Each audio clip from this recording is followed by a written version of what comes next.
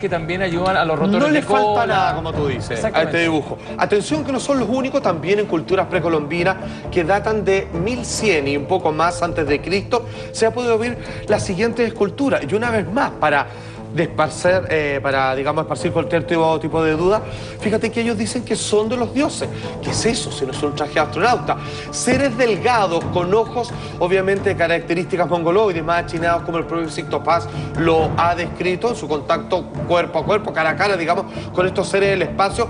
Parecen tener, digamos, rasgos no humanos o con ciertas variaciones, con una boca muy pequeña que ya no se usa para comer ni masticar como usamos nosotros, sí con un casco que claramente no corresponde. Los indios, por muchos siglos después, utilizaban todo tipo de plumaje y cosas distintas, hechos, digamos, con cáñamos partidos, en fin, pero cascos que parecen de un nivel de sólido completamente, con materiales no descubiertos, porque a esta altura solo se entendía como con la piedra y hueso, y claramente no tendría ninguna función, a menos que fuera alguien viniendo de afuera y que necesita otro tipo de purificación de aire para subsistir en nuestro planeta.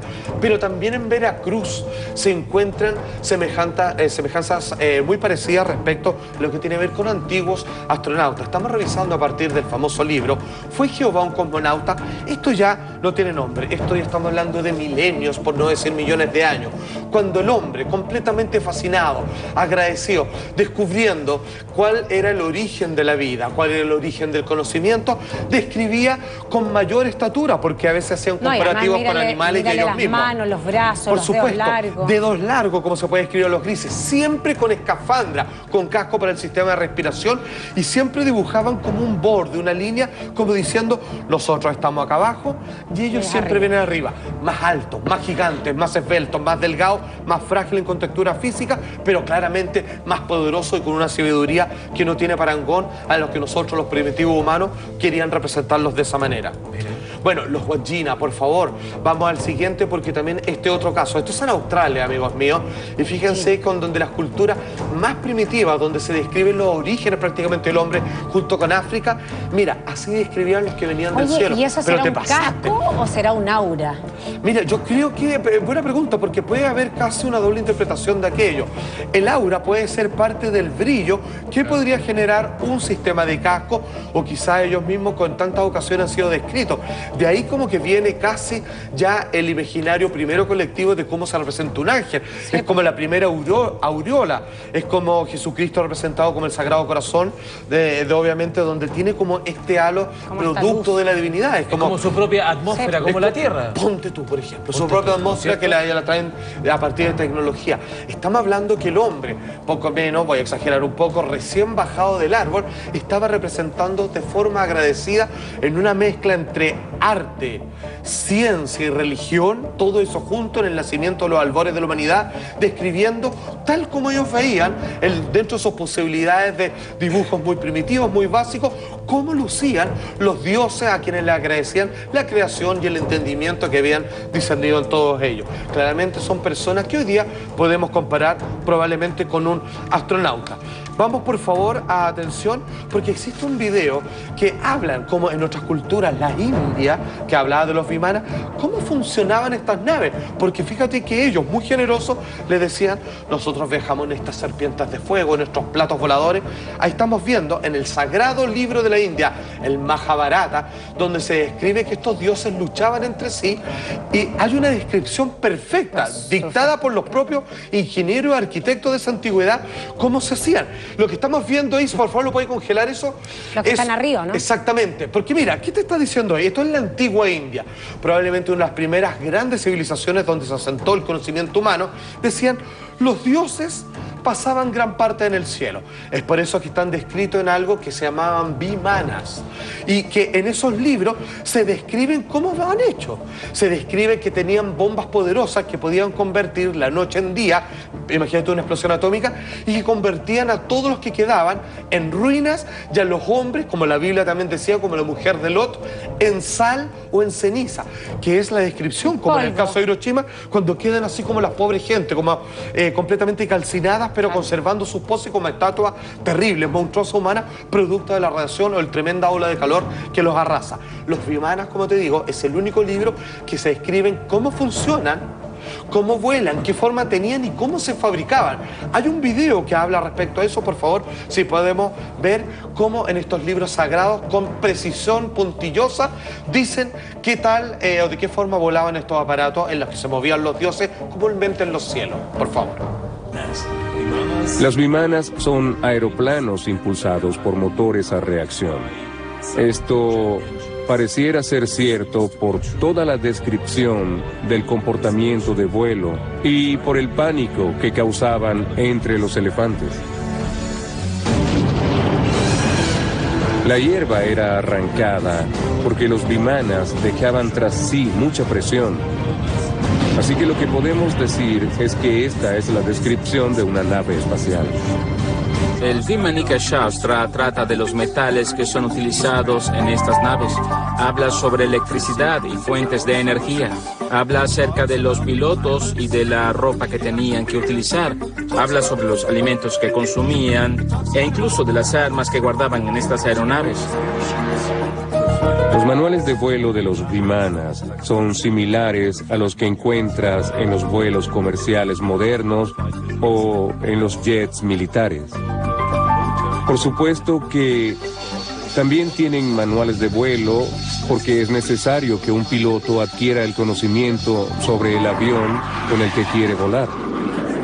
De hecho, Juan José me estaba comentando que en palabras, digamos, de su idioma primitivo, se hablaba, pero igual eran grandes naciones, ojo, se hablaba sobre que con el fuego del aliento de la vida, pita o pta, no sé cómo se pronunciará, claro, se generaba, digamos, este influjo donde las naves casi como con una condición de contacto con la energía de la Tierra, como una especie de antigravidad o polaridad, podían volar a grandes velocidades y, ojo, esas eran armas.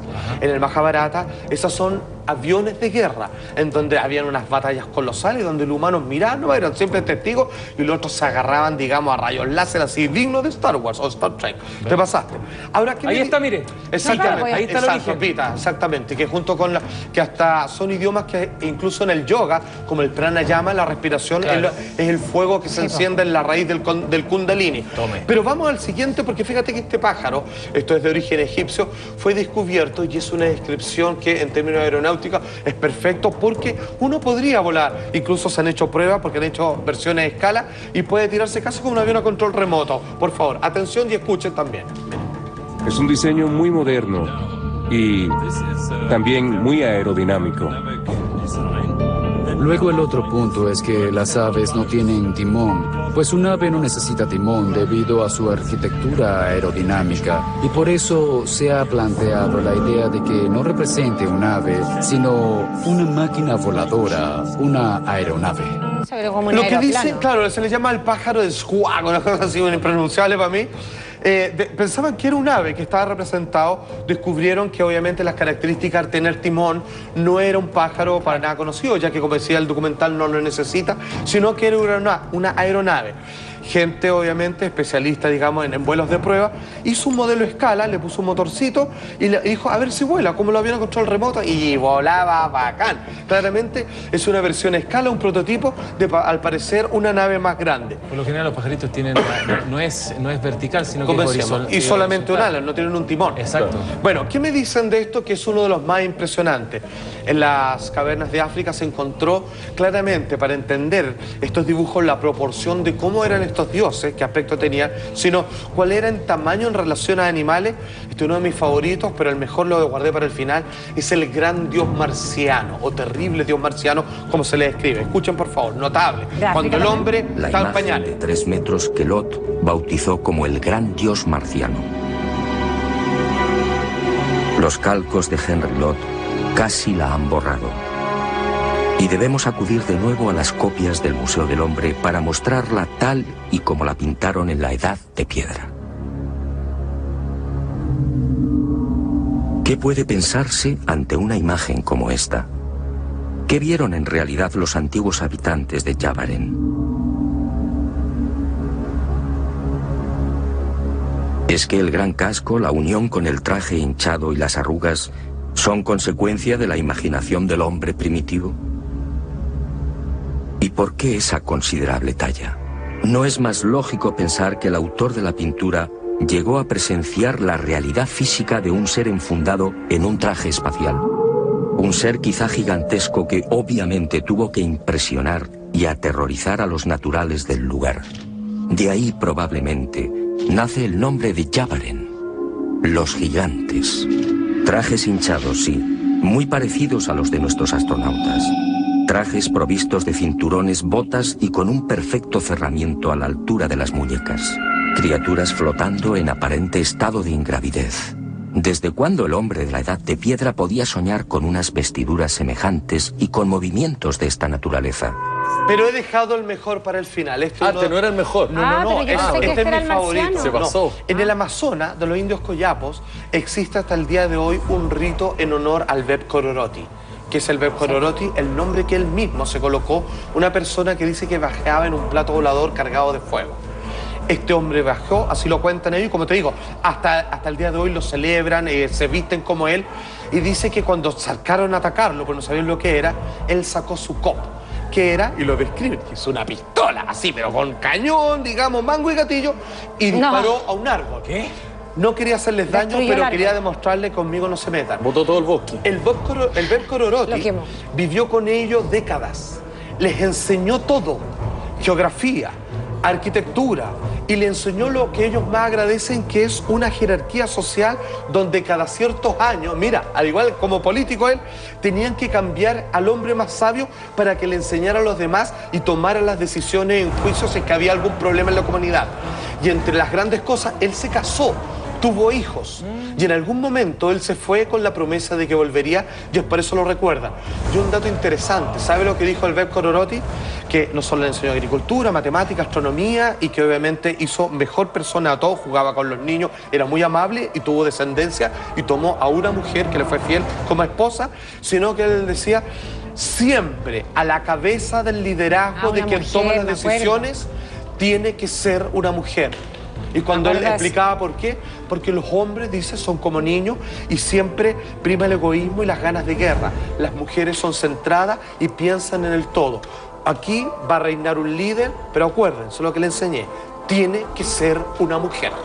Que las mujeres toman mejores decisiones. Por favor, usted no lo cree, así lucía el Beb Kororoti, así los indios Kayapos hasta el día de hoy, en un rito que lo recuerdan y lo esperan, porque describen más encima cómo era su nave, le hacen el respectivo homenaje año a año. Un misterio para la arqueología, antropología, etcétera, etcétera. Métale play.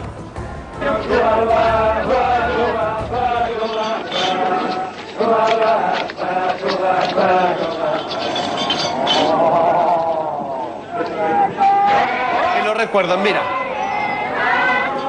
Atrás está lo que claramente debe ser un avión, viajaba en fuego, y ellos lo recuerdan con cariño. Él le enseñó a ser una civilización amable, organizada, de respeto, y ese es el traje. Mira, escucha. ¿Qué es un bo? Este traje hecho de tiras de hojas de palma es un bo. El bo es la vestimenta ritual que los Kayapos confeccionaron para su fiesta principal. La semejanza con la vestimenta de nuestros astronautas es asombrosa. Hasta los movimientos de los bailarines nos recuerdan el andar de nuestros astronautas sobre la Luna.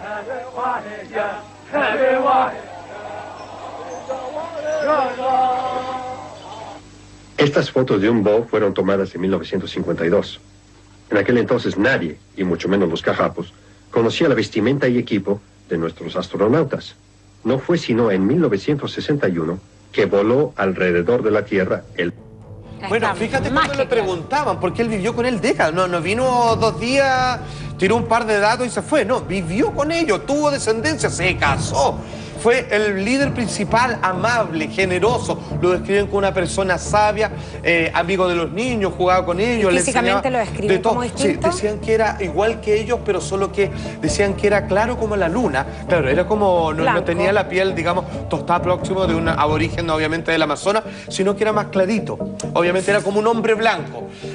No hacen referencia a los colores del ojo ni nada, pero decían que tenía una cabellera un poquito larga que le llegaba a los hombros y que él les decía que el bob, otra traje espacial le servía para viajar fuera de este mundo. Y su COP era un arma que lo utilizó una sola vez, que cuando habían problemas de sequía y cuando no tenían que comer, él decía, ya no se preocupen, y siempre contaba, se colocaba el traje, agarraba su COP, que era la pistola, y venía con, no sé, un antílope así arriba de los hombros y decían, ya, aquí tenemos para comer un buen rato. Mira. El tipo generoso, matemática, y esto a mí siempre me dejó marcado de chico, que él decía, lo recalcaba, vamos a liderar, vamos a crear la política, pero siempre, la que tiene que mandar y la que toma la decisión final, ojo, que sea una mujer.